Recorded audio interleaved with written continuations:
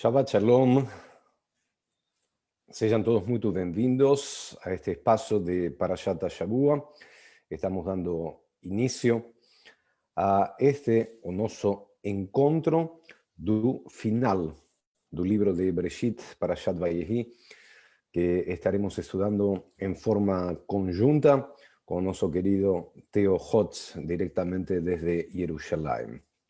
Estamos aqui iniciando os trabalhos e compartilhando links, e também quem quiser compartilhar este link pode compartilhar a sua página para que mais pessoas façam parte deste momento de estudo virtual que a Sibra proporciona todos os Shabbatot, todos os sábados pela manhã, um espaço de Torá, um espaço de enriquecimento pessoal, um espaço de crescimento, de reflexão, e um espaço que nos leva aos nossos textos milenares. A Torá, como vocês sabem, é fonte de sabedoria do povo de Israel. Nela encontramos justamente, não apenas a nossa história, mas também a origem dos nossos preceitos e dos nossos mandamentos. Torá é um ensinamento que nos proporciona um estilo de vida.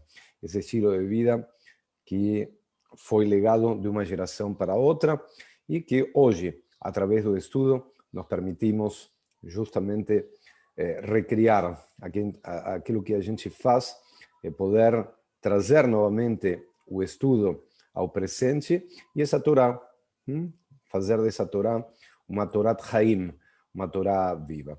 Me permitam também a mim compartilhar a programação, aquilo que nós estamos transmitindo neste momento.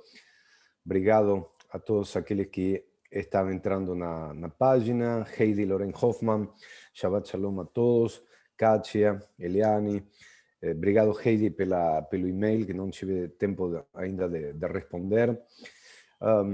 E hoje, lamentavelmente, iniciando este momento de estudo da Torá, temos uma notícia muito triste para compartilhar: o falecimento do nosso associado, o Dr. Monique Friedman, Zichrono Libraha. O falecimento aconteceu no dia de hoje, o enterro será no dia da manhã, mas devido a todas as restrições neste tempo de corona, o enterro ficará limitado para a família. Queremos expressar as nossas condolências para a família Friedman. Queremos expressar as nossas condolências para a esposa do Dr. Monique, para a dona Ruchi, para os filhos, Marcos, André e Júlia, para os netos e para todos aqueles que fazem parte do convívio da família Friedman. Les manteremos informados sobre as informações do cemitério, mas, como eu disse, terá a limitação de pessoas. Vamos receber, então, o nosso querido Theo Hotz, neste primeiro Shabbat do ano 2021. Ali está, de Maimônides a Theo. Baruch Haba, Shabbat Shalom, querido Theo. Shabbat Shalom. E muito obrigado por teres aceito o nosso convite para estarmos neste espaço de Parashat Shavua. Lembrando que Theo está em Jerusalém, está completando os seus estudos rabínicos no Mahon Shechter, certo? Exato. No Instituto Rabínico, onde eu me formei e onde eu estou estudando. Sabe que voltei a estudar no Shechter, Theo? Eu estou fazendo uma maestria em Talmud e Alahá. Que maravilha! Estudando com a turma israelense, nestes tempos de Covid, que, como tu bem sabes, o Mahon virou virtual. Então, tenho a bênção de estudar com o rabino David Golinkin, com também o professor Paul Pinchas Mandel. Estou estudando também com o Dr. Frankel. Bom, são todos crânios, sim? Não posso dizer cabeças, são crânios que caminham, que eles voltam, a vida deles é o estudo, e poder estudar com eles é algo fantástico. Já estudei com eles no passado, tu deves estudar também com eles no presente. Me conta como estão aí em Israel, já tomaste vacina, não tomaste vacina? Como estão as coisas por ali? Não, ainda não. Na verdade, existe todo um plano, né? Então, nessa primeira fase, estão sendo vacinados todos os cidadãos acima dos 65 anos, dos 60 anos, e os profissionais de saúde. Bem, E basicamente o que acontece é o sistema, as Kupot Holim, né, que são os seguros de saúde por aqui, eles entram em contato com as pessoas dessas faixas etárias e pedem para agendar. Então, se agenda horário para tomar vacina. Não tem fila, não tem essas coisas, a coisa está andando bem rápido. Nas próximas semanas aí eu já devo receber também minha mensagem no celular para eu marcar a minha hora para tomar vacina. certo. E me diz o seguinte, pelo que temos entendido, Israel está em algumas fases de lockdown neste momento. Sim, até o dia 9 de janeiro. Porque tinha dado um rebrote de corona. O número de contaminações passou a crescer demais. Em algum momento a gente passou dos 2.500 e a determinação era, se passasse dos 2.700 por dia de novos diagnósticos, fechar tudo.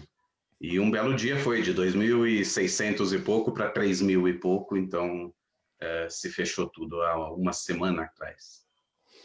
Estamos no mundo ocidental e estamos num país que se rege pelo calendário gregoriano. Conta um pouquinho para as pessoas que nos acompanham. Eu já estive ali nesta época do ano, em outro momento, mas conta como é a virada do ano em Israel, que de fato não tem virada. É muito engraçado, porque já deixa eu fazer as contas aqui. Isso já foi, é o quarto Réveillon que a gente passa aqui e que é como se não acontecesse absolutamente nada. É um Realmente, em pouco estranho, Jerusalém não sim. é o lugar, né? Em Tel Aviv costuma ter algumas festas e tudo mais, não esse ano, obviamente. E era muito engraçado eu estava falando com meu pai no dia do Réveillon pelo telefone. Eu falei assim, o que acontece é que aqui é dia 18, não é dia 17. Hein? Aí ele falou, é dia 17? Eu falei, é dia 17. Não acontece nada de diferente, não tem nenhuma festa, não tem gente na rua, não se ouve fogos, não se ouve nada. É como se, no máximo, tem algumas notícias aqui e ali no jornal, no dia 31, dizendo o Ano Novo Civil já chegou na Austrália, na Nova Zelândia, essas coisas que a gente também vê no Brasil, e pronto, nada muito além disso. Ontem, justamente, eu cruzei com uma pessoa. Quem eu cruzei? Não, eu estava conversando com o Rabino Oded Mazor, e aí ele desejou Feliz Ano Novo Ezrahi, né, civil. E para mim foi uma das coisas mais curiosas, porque A ele palavra, israelense sim, da Gema, ele israelense da Gema falando Feliz Ano Novo, e eu pensei assim, nossa, nem esperava ouvir falar, né, Shana Ezrahi Tová. Mas também é parte da forma como que ele se comunica com as pessoas que ele sabe que vieram de outros lugares do planeta e que sim, comemoram de alguma forma essa passagem, é uma data importante de alguma forma para a gente também. Eu Para mim me é muito lembro importante de... porque era o aniversário da minha mãe. Ela já não está mais com a gente há alguns anos, mas então o dia 1º de janeiro era sempre um acontecimento. Quando eu era criancinha, eu achava que os fogos eram por causa do aniversário da minha mãe, eu não entendia que tinha mudado o ano novo. Então vamos aproveitar para dedicar o estudo de hoje à bendita memória da tua mãe. O nome dela completo, por gentileza? Zilda Hotz. Zilda Hotz, e nós tivemos no dia de hoje um falecimento de uma associada à Cibra, o Dr. Monique Friedman. Então também nos permitimos dedicar este espaço de Torá para a elevação das suas benditas almas. Acho que se existe algo bonito dentro do judaísmo é isso aí, que nós estamos fazendo algo, mas tem por trás uma consequência. A consequência não é apenas estudar Torá por estudar Torá, também dedicar o estudo para uma finalidade nobre, como é lembrar, neste caso, duas pessoas. Meu querido, vamos para o estudo. De aqui a pouco vou entrar nos cumprimentos das pessoas que nos acompanham para dar Shabbat Shalom. Baruch atah Adonai Eloheinu melech haolam asher kitshanu bemitzvotav vetzivanu la'asok bedivrei torateja. Bendito sejas tú, oh Deus, Rei do Universo, que nos percebeste ocuparnos das palavras da tua Torá. E que para allá, ¿sí? Primeiro Shabbat de 2021, entre aspas, Ano Novo Civil, mas chegamos no final do livro de Bereshit e isso implica também prepararmos para uma outra fase dentro da história de Israel, mas, por outro lado, encerrar a história dos nossos patriarcas, que isso aí acho que nos marca até hoje. Vamos falar, obviamente, das brachot que implicam ali Efraim e Menashe, mas realmente encerrar com Bereshit a história dos patriarcas é pouco o DNA do povo de Israel. De fato, nem à toa o nome em grego ficou Gênesis, né? São esses vários inícios, né? Desde o início do universo e do mundo, o início da humanidade, o reinício da criação em Noar, o início do povo de Israel com os patriarcas, e agora esse início dessa nova fase no Egito, né? Que é um fechamento, mas ele já é também essa introdução para o próximo livro, que é o livro da saída do Egito. Mas é isso, Gênesis, a genética do povo judeu está ali, a origem do povo judeu está ali e marca a gente. Sim, e o início da humanidade e o reinício da humanidade após do Mabul, após o dilúvio, após também de Caim e Abel, teve um reinício. Bom, são vários reinícios. Vários inícios. Que a gente... E por isso que eu gosto de estudar Torá e sempre considero a Torá um livro muito presente. Nós estamos, neste momento da humanidade, num reinício. Por um lado, nós temos a Inglaterra, eu chamo no seu Brexit, mas também eles têm também seu Brexit. Nós estamos como humanidade passando pelo corona e dando um reinício desde a área da saúde, e como povo de Israel também pensando naquilo que vem pela frente. Como eu disse, deixa apenas cumprimentar Shabbat Shalom para Ismar Vilordo, para Henry Hoffman, para Dejair Canônico, para Tami Rajal, para Katia, Eliane, aqueles amigos, Nicole, aqueles amigos que nos acompanham sempre, que fazem parte do nosso CAL, o nosso querido professor Talema. Obrigado, Talema. Shabbat Shalom, feliz 2021 para ti. Carlos Bengrover, nosso queridíssimo Carlos e Débora, que estão sempre ali conosco. Então, para todas aquelas pessoas que nos acompanham e para aqueles que irão entrar posteriormente. Se tivesse que partir de um ponto para começar a desvendar a nossa paraxá, qual escolherias? Bom... Simples a minha pergunta. São vários pontos interessantes, mas, na verdade, você sabe, eu sou historiador de formação, então algumas coisas me chamam muito a atenção. E uma das coisas que me chama muito a atenção é justamente no período, no momento da morte de Yaakov, após a morte de Yaakov, que ele pede para não ser enterrado no Egito, mas existem algumas coisas que são ditas sobre o processo todo de preparação aí desse corpo para essa viagem até a terra de Israel. E, obviamente, em português vai aparecer o termo embalsamamento, que em português, embalsamar é preparar com bálsamos, que não é diferente do que a gente faz hoje em dia ainda, com a lavagem do corpo, a tahará e tudo mais. mas o termo em hebraico é mais próximo ao embalsamamento que faziam os egípcios, justamente. Aparece o verbo lachanot, vayachantu Yaakov, e ele foi transformado em Hanut. Hanut é a palavra para múmia. Ou seja, o processo que ele passa é um processo realmente egípcio de morte que, embora a tradição judaica posteriormente vai proibir a mumificação e tudo mais, é o processo que claramente Yaakov passou. Sobretudo porque depois ele foi levado em caravana até a terra de Israel, embora sejam perto, a gente tem que imaginar que é uma viagem a pé e de camelo e tudo mais, isso não leva assim poucas horas, isso leva vários dias até chegar lá. E era importante também que o corpo tivesse preservado. Eu acho que é interessante pensar nisso, que de um lado ele não quer ser enterrado no Egito de forma nenhuma, mas de outro lado, os costumes todos que foram praticados são costumes egípcios, né? Nós temos que partir também, ter um minutinho, da lei Dina que Malchuta Dina. Acho que isso aí também faz parte deste exemplo fantástico que tu estás trazendo, que a lei é conforme a lei do país, do lugar. Então, mesmo que nós sejamos judeus e tenhamos os nossos costumes, devemos respeitar a lei do local.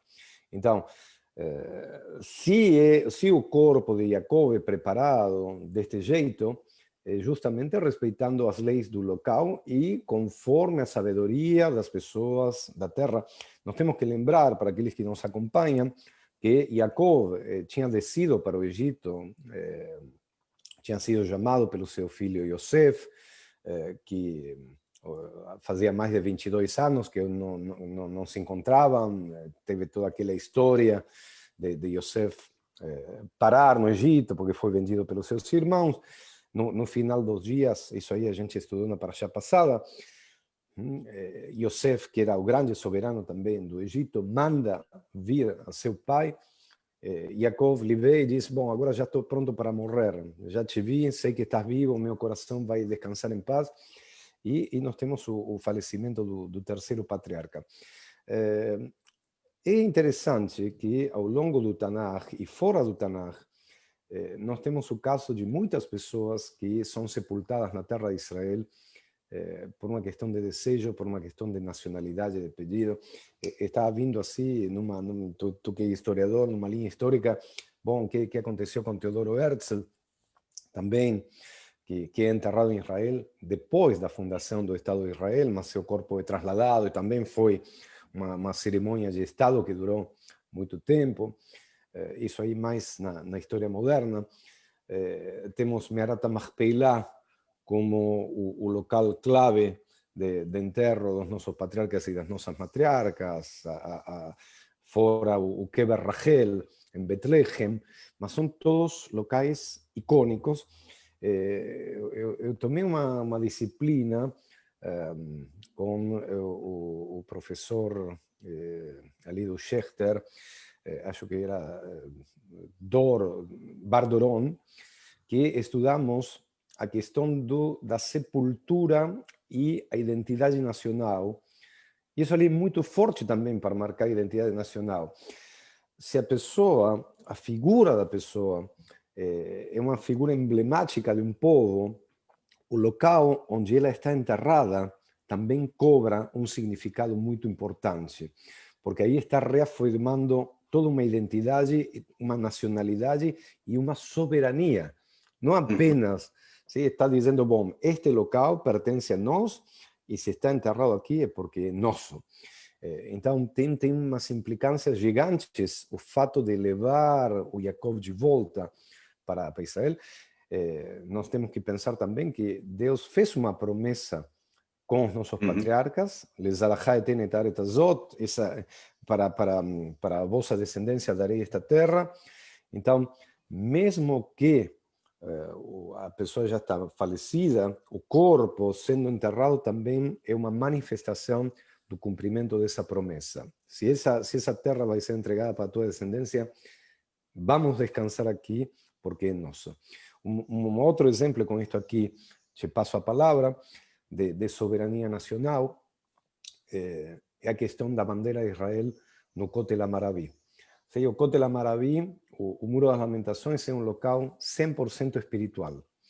Mas para quem visita o Kotel Amaraví, o Muro das Lamentações, enxerga, antes mesmo do muro, um mastro com a bandeira de Israel. E isso aí também tem a ver com identidade nacional. Este local é sagrado, faz parte dos restos do grande templo, mas a soberania está aqui, está mostrada com a bandeira, uma mensagem muito forte. As pessoas já, bom, que bonito, está enfeitando essa bandeira. Não, tem muito mais do que... É uma mensagem muito mais forte por trás. Exatamente. E lá no alto, justamente, né, do lado de lá do muro, onde é cuidado e gerenciado pelo Waqf da Jordânia, ali você tem a bandeira do Waqf. Então, dos dois lados, você... justamente para marcar exatamente. Aqui tem uma fronteira, mesmo que não seja uma fronteira como de outros lugares, mas é uma espécie de fronteira também. E o mesmo acontece com Yosef, né? Quer dizer, também, Yosef, claro, era como que um soberano, um grande governante no Egito, e ele acaba sendo enterrado efetivamente no Egito, mas ele pede antes que, quando Deus vier visitar vocês, levem os meus ossos. E esse mesmo passuca é repetido depois, no momento da saída do Egito, que falam, e pegaram os ossos de Yosef porque ele havia feito com que os israelitas tivessem prometido a ele que levariam os seus ossos de volta. Voltando um pouquinho só na questão da mumificação, que eu acho interessante, porque também o mesmo verso é repetido em relação a Yosef. Não é só o verbo vayahantu que me chama a atenção, que é justamente a palavra múmia, mas também, no caso de Yaakov, no capítulo 50, no verso 3, a gente lê: e se completaram 40 dias, pois assim se cumprem os dias dos embalsamados. Isso parece um enigma, né? E prantearam-no no Egito 70 dias. E passaram os dias de seu pranto, e José falou à casa do faraó, se achei graça aos vossos olhos e tal. Então, aí depois de 40 dias, depois de outros 70 dias, é que Yosef fala para o faraó, agora eu preciso levar meu pai para lá para a gente enterrá-lo. Que é outra demonstração de que provavelmente ele está embalsamado, porque são 110 dias depois da morte que vai se levar ele, vai começar a viagem para a terra de Israel. Então isso também demonstra aí que esse corpo ele precisa estar em alguma condição de preservação.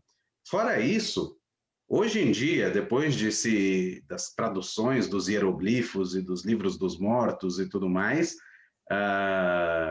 os historiadores se dividem no tempo que levava o período de embalsamamento.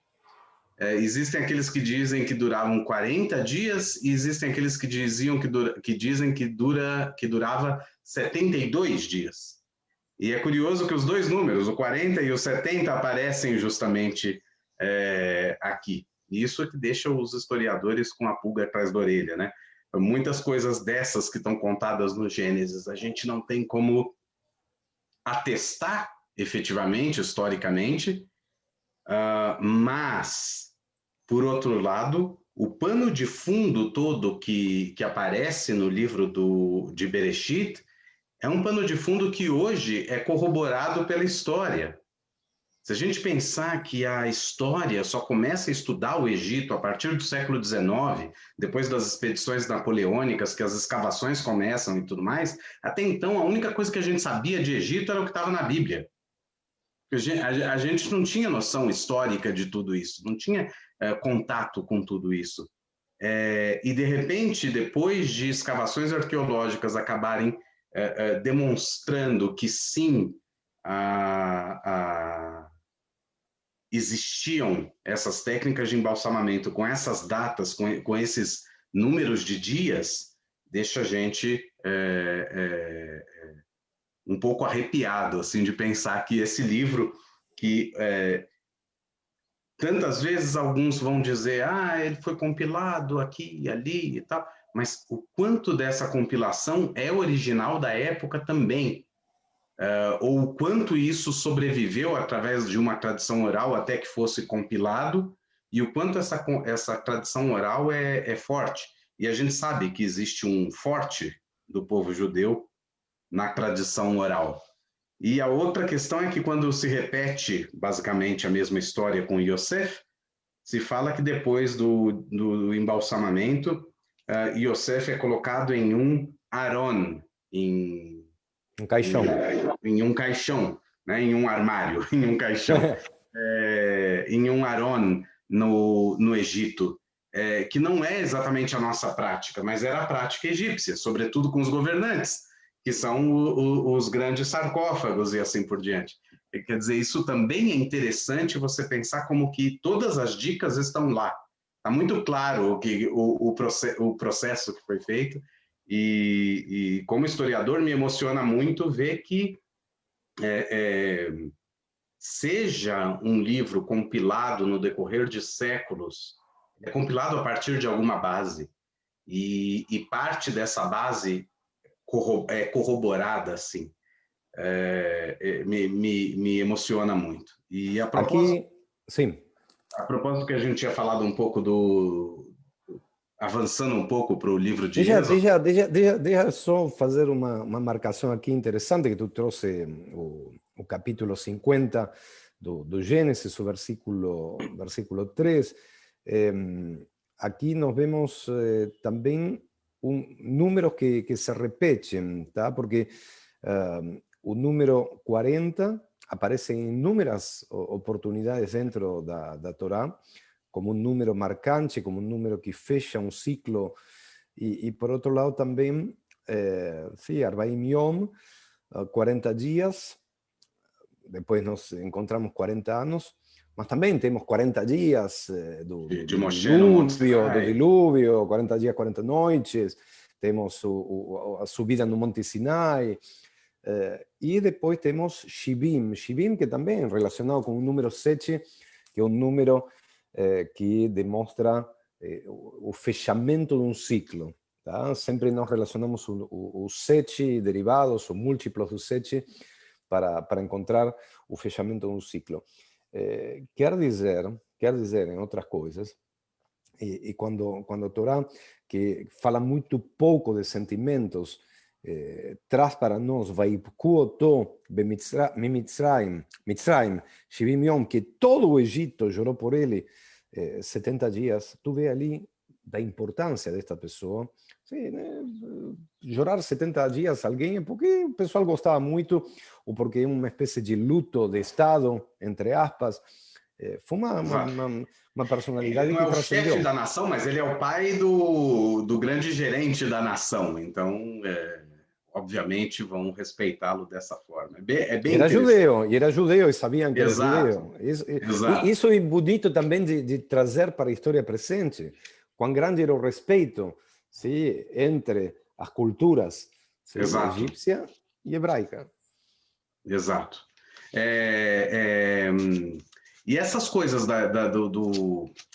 da história egípcia que a gente só vai saber de fato com prova histórica, documental e arqueológica só desde o século XIX para cá, também tem algo interessante.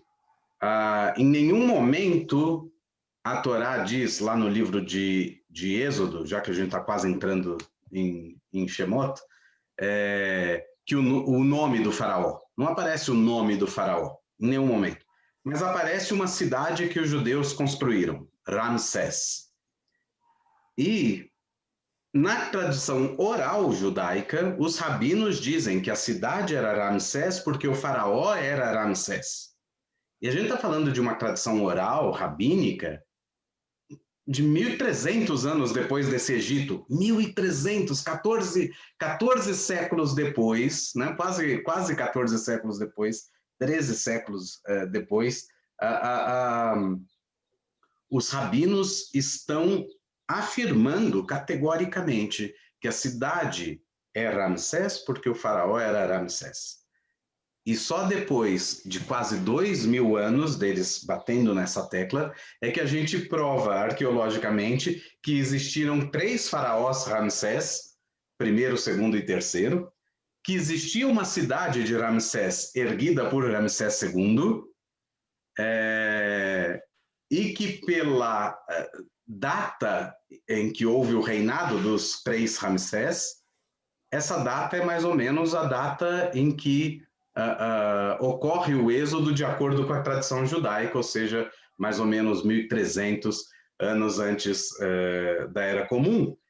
Então você olha para tudo isso e fala, o que tem essa tradição oral que é tão forte, que se mantém 1.300 anos depois, os rabinos estão dizendo, o faraó se chamava Ramsés.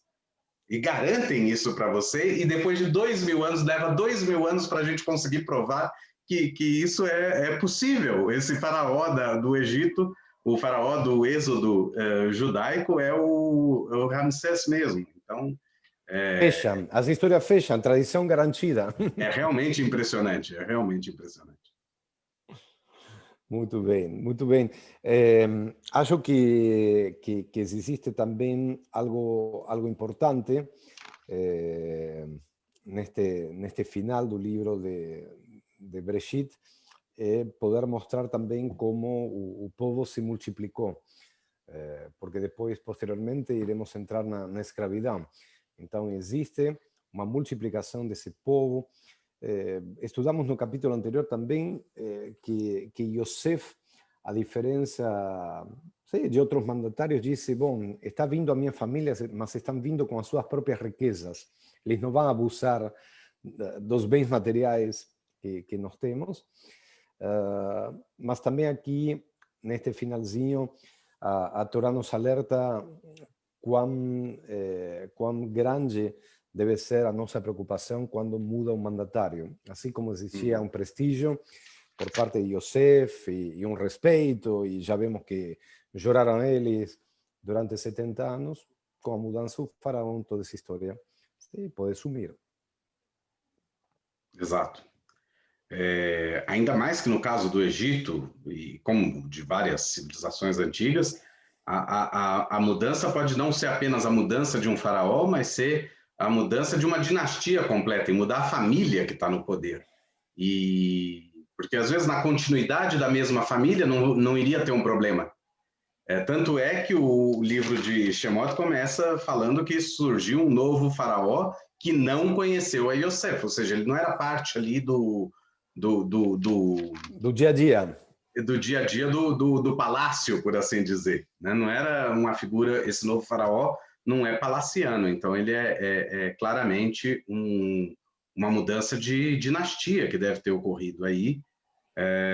E, ao mesmo tempo, toda essa preocupação que aparece também na Megilat Esther, quando Aman fala, existe um povo que está morando aqui dentro, que as leis são diferentes das leis do rei e assim por diante.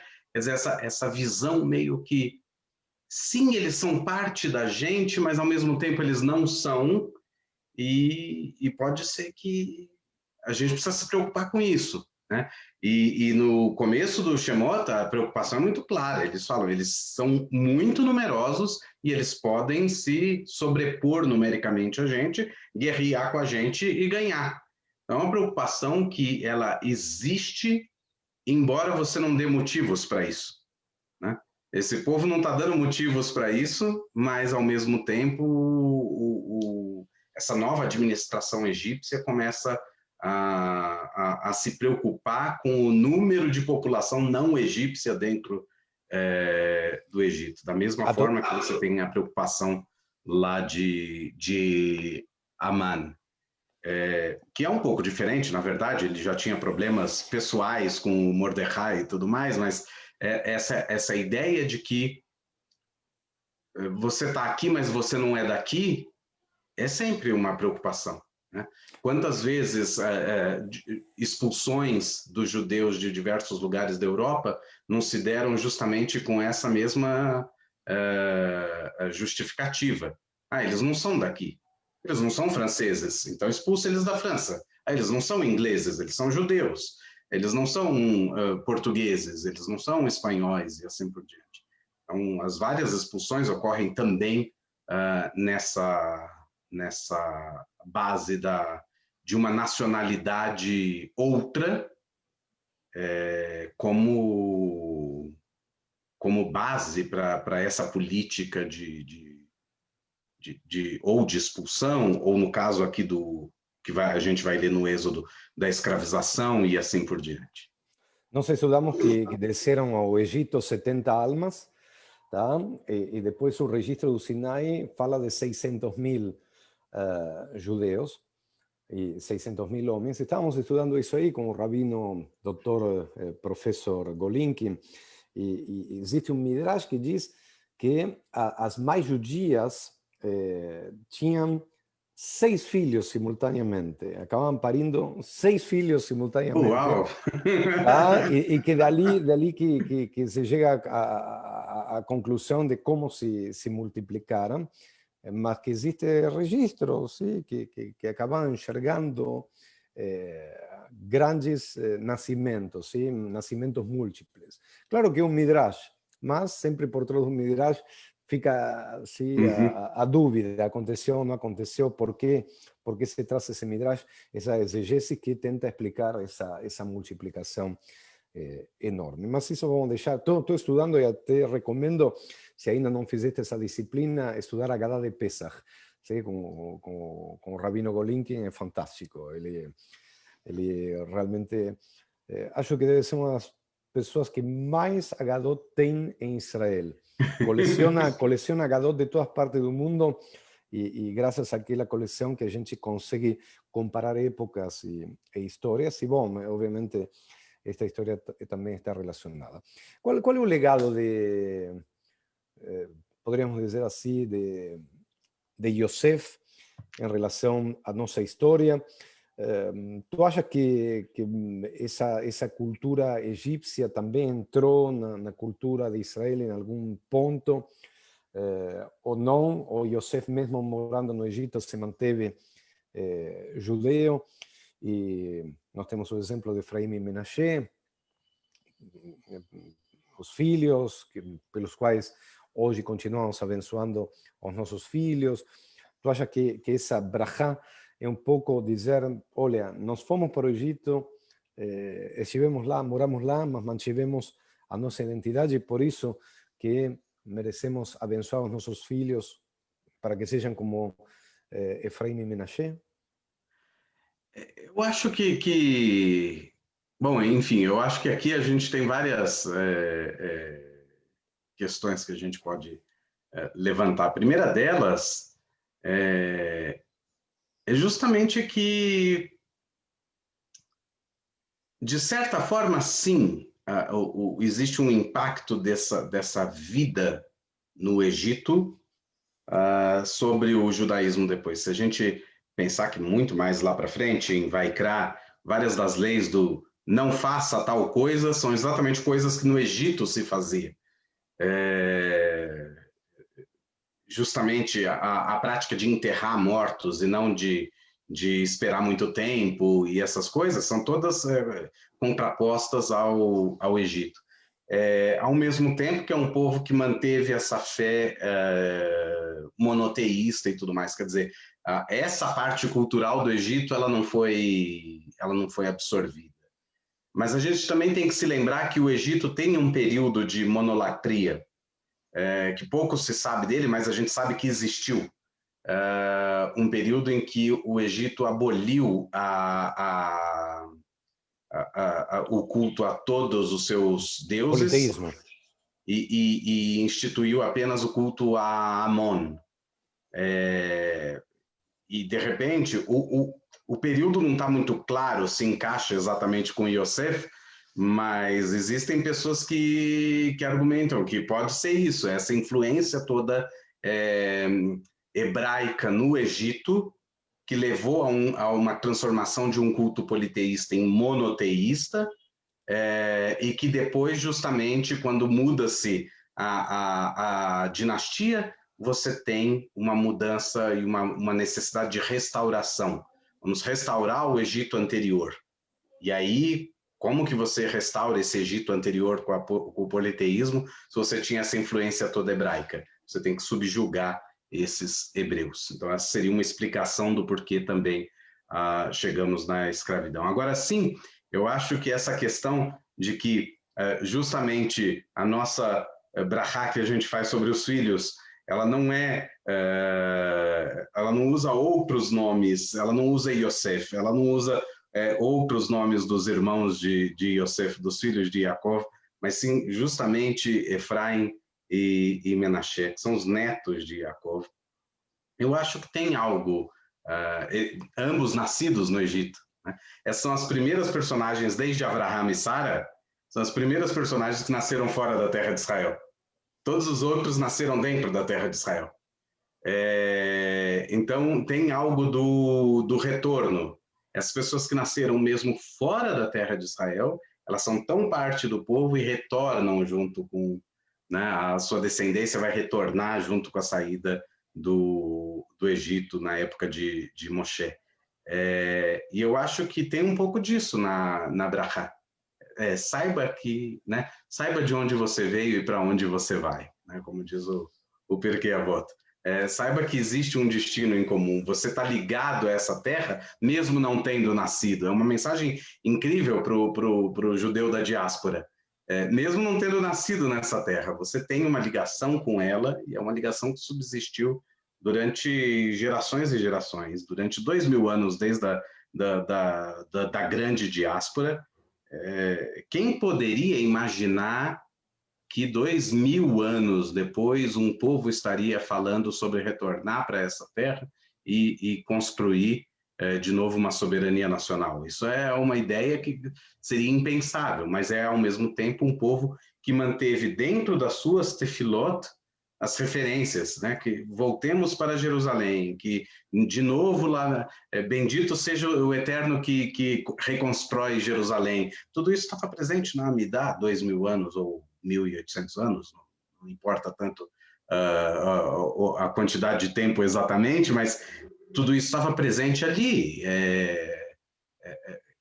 Esse povo só sabe 2000 anos depois, com exatidão, que ele é ligado àquilo, por conta da herança deixada pelo Tanar, deixada pela liturgia judaica e por toda uma tradição e por todo um anseio de retorno.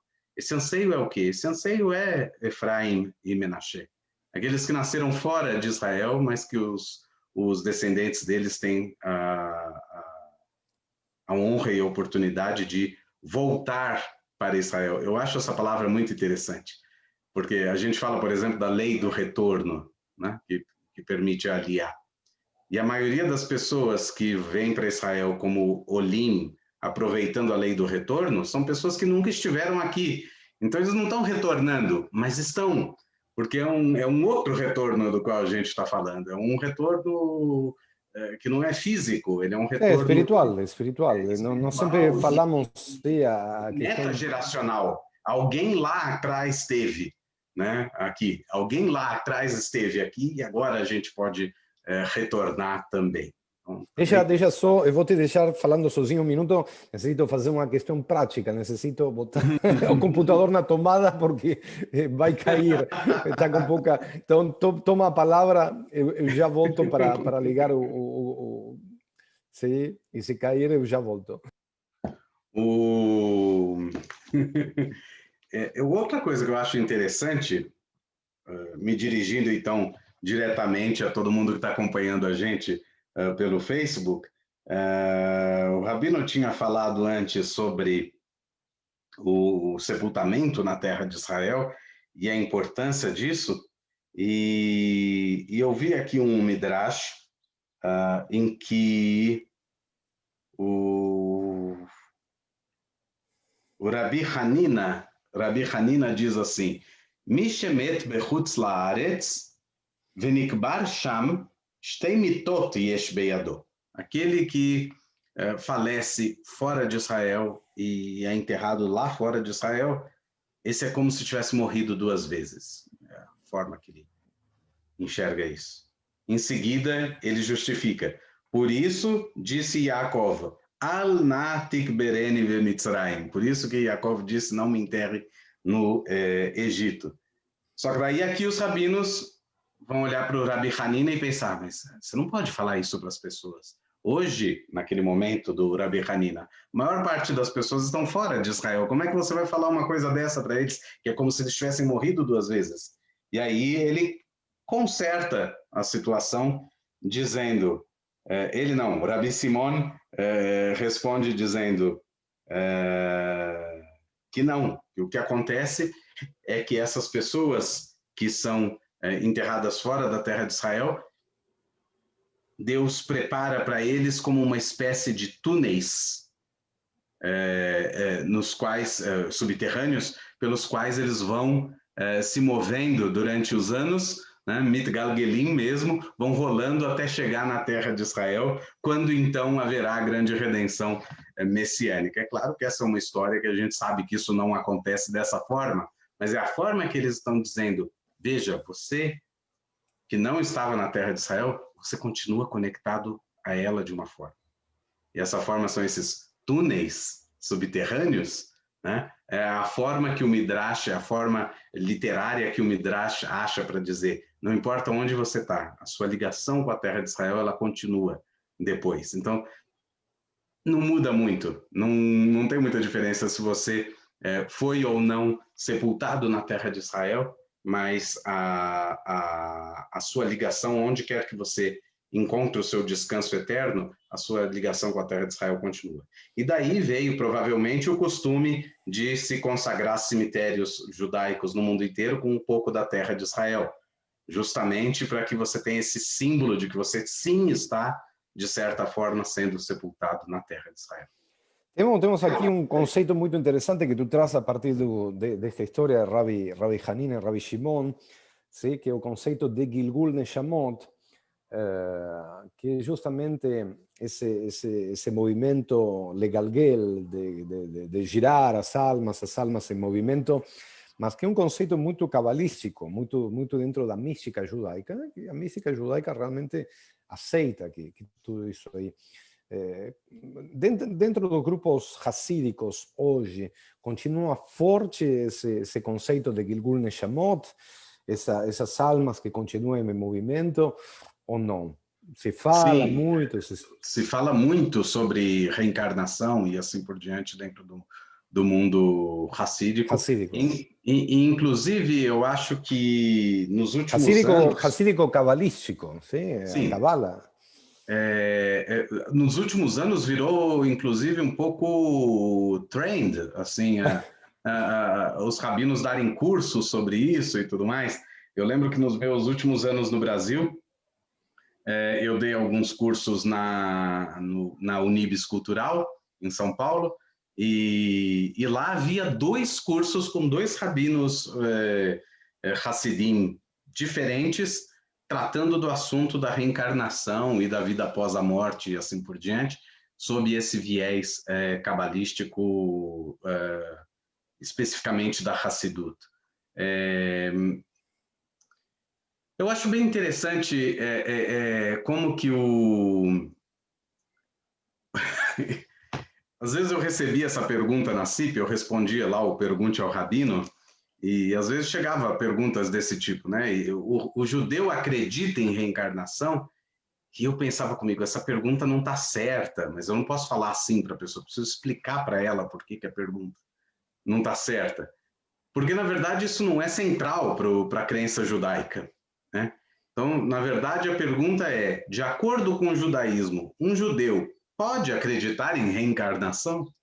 E aí a resposta é sim, você pode acreditar e pode não acreditar, e isso não tem nenhum mérito ou demérito em relação à sua prática religiosa e às suas crenças pessoais. Pelo judaísmo ser tão plástico dessa forma e ser tão não dogmático em vários aspectos, ou seja, dogma mesmo você tem Deus existe e deu a Torá ao povo judeu. Esse é o grande dogma do judaísmo. A partir daí, o que você tem é uma amálgama de interpretações e crenças e assim por diante.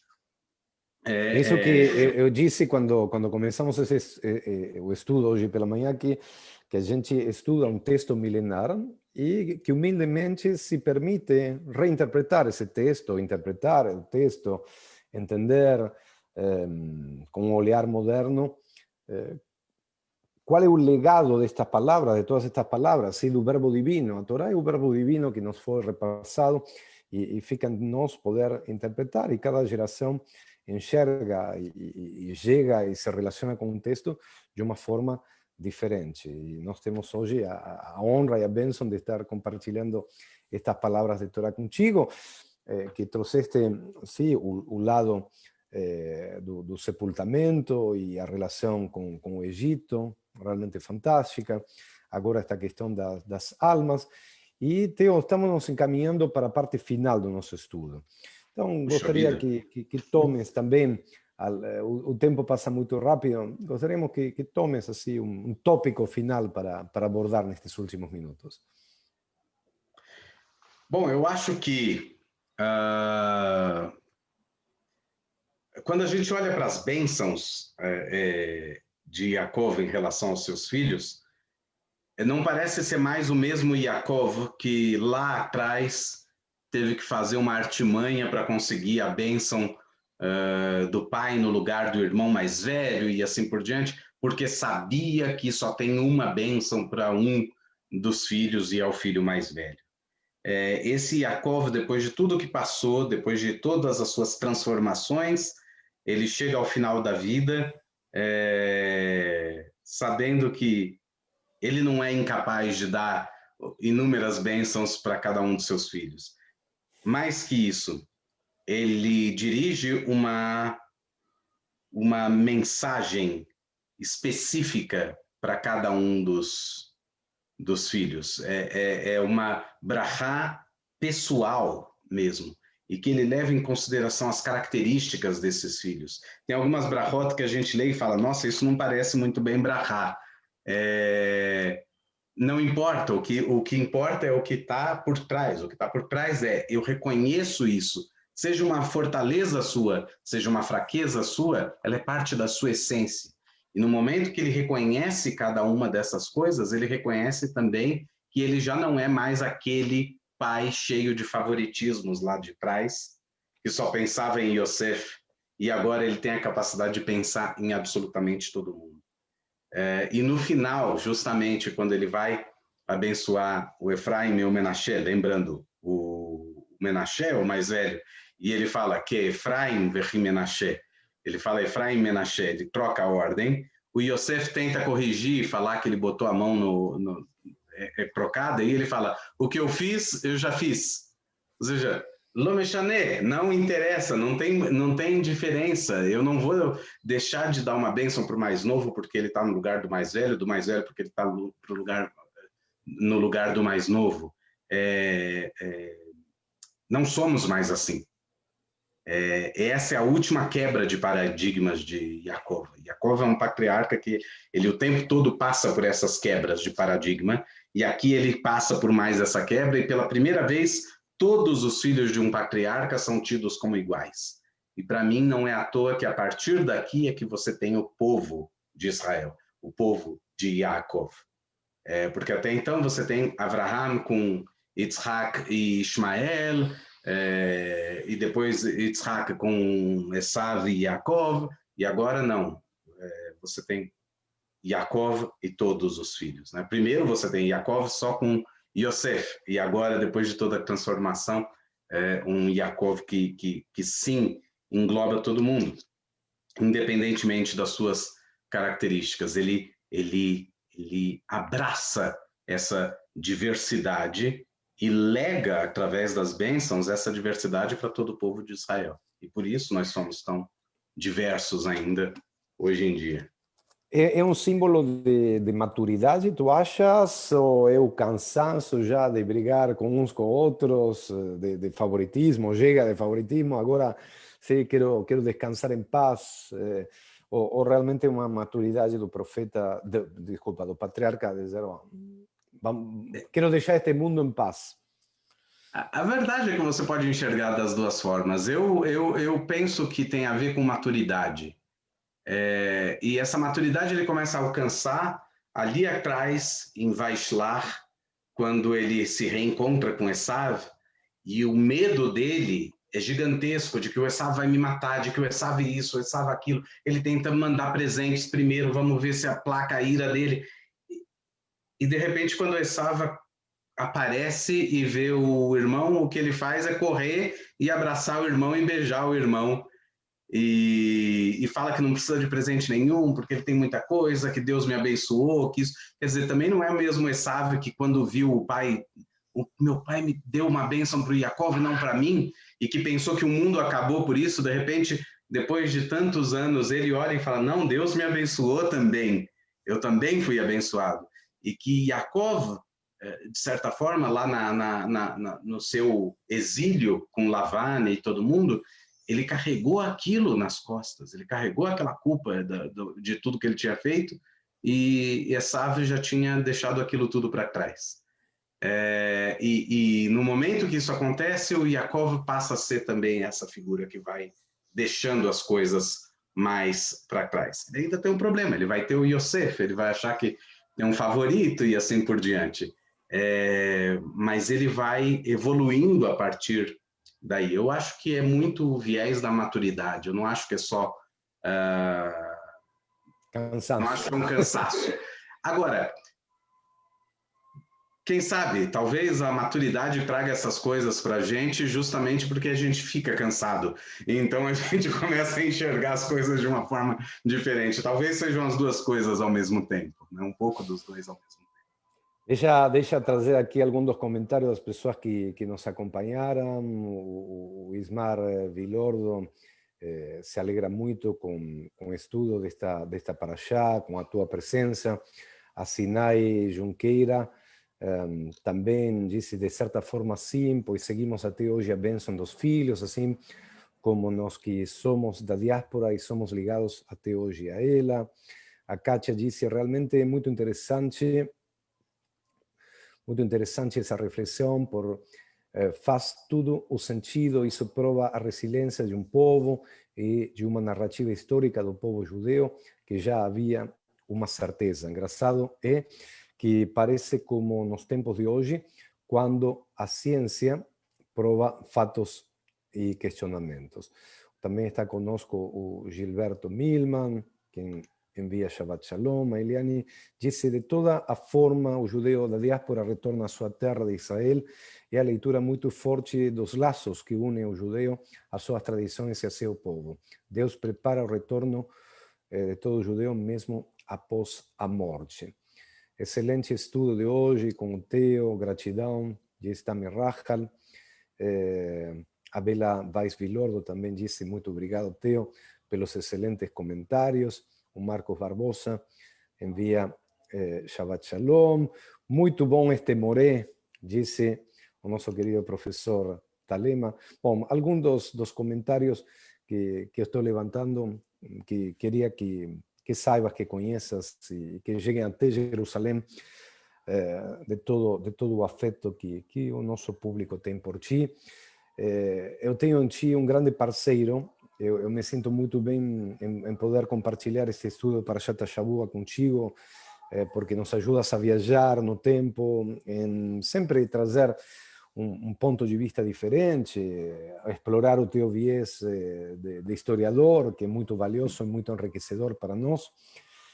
Bom, e a alegria de estudarmos juntos. Acho que isso aqui é Hebruta, uma Hebruta virtual, que a gente se une para estudar o texto sagrado, e estamos a mais de 10.000 quilômetros de distância hoje, mas na tecnologia não existe distância. Então nos resta dizer aquelas 3 palavras com as quais encerramos um livro: Hazak, Hazak, Benit Hazek. Hazak, Hazak, Benit Hazek.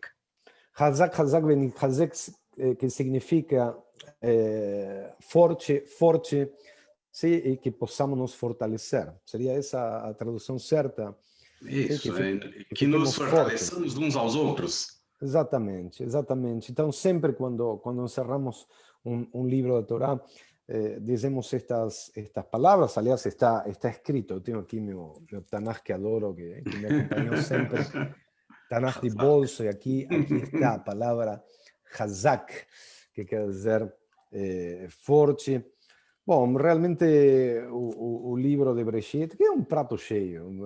O bonito da Torá é que jamais terminamos de estudar, ficam tantas perguntas em aberto, tantos questionamentos, mas o interessante é que ano após ano, quando a gente aborda uma paraxá, a gente traz aspectos que não estudou no ano anterior, e isso aí é o que enriquece. Nós também não somos os mesmos que éramos há um ano atrás, e não seremos os mesmos, se Deus quiser, que seremos lá um ano na frente. Assim que bom. Obrigado, Theo, para ti. Eu que Shabbat agradeço, Shalom. Rabino. Um Shabbat Shalom, ótimo Mevorach. ano 2021. Um beijo grande para a Andrea. E estamos juntos, tá? Para todos nós, Transitando. um ótimo 2021. Muito, muito obrigado. Obrigado pelo teu tempo, tá? Para compartilhar conosco os estudos. Envia um grande abraço ali, se vai pelo Schechter, não sei se passa por ali.